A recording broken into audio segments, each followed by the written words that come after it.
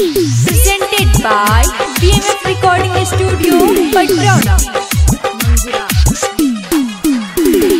साटा भइल बाटे पछी मटोली, लागे हमर केहू खोल दीही चोली। साटा भइल बाटे पछी मटोली, लागे हमर केहू खोल दीही चोली। खोल दीही चोली, खोल दीही चोली। साटा भइल बाटे पछी मटोली, लागे हमर केहू खोल दीही चोली। साटा भइल बाटे पछी मटोली, लागे हमर केहू खोल दीही चोली। नंबर देखा के बोलावे हो, ढोड़िए में सिक्का पियावे हो।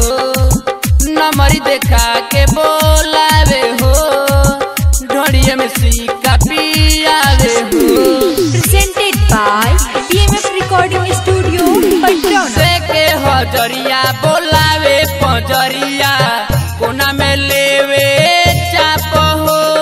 जो सब बाटे चढ़ल बिसकी बा चढ़ल, लेवे गलिया काटो हो।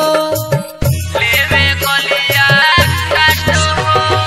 देखे हजरिया बोलावे पजरिया, कोना में लेवे चाप हो। जो सब बाटे चढ़ल बिसकी बा चढ़ल, लेवे गलिया काटो हो। देखे खातिर नीचा बाजू कावे हो, ढोड़िए में सिक्का पियावे हो। देखे खातिर नीचा बाजू कावे हो, ढोड़िए में सिक्का पियावे हो। Presented by BMF Recording Studio, Patna। Nitish दीवाना बड़े उ बेगाना, लेवे उठावा काटो हो। सुनो इयरबू राइटर बीटू, बबलू कोइले जिया न हो। बबलू कोइले जिया न हो। नीतीश दीवाना बड़े उ बेगाना, लेवे गलिया काटो हो। सुनो इयरबू राइटर बीटू, बबलू कोइले जिया न हो।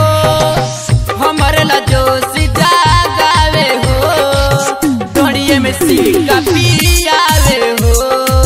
हमरे ला जोश जागावे हो, ढोड़िए में सिक्का पियावे हो। साटा भइल बाटे पछी मटोली, लागे हमर केहू खोल दीही चोली। साटा भइल बाटे पछी मटोली, लागे हमर केहू खोल दीही चोली। नंबर देखा के बोलावे हो, ढोड़िए में सिक्का पियावे हो। नंबर देखा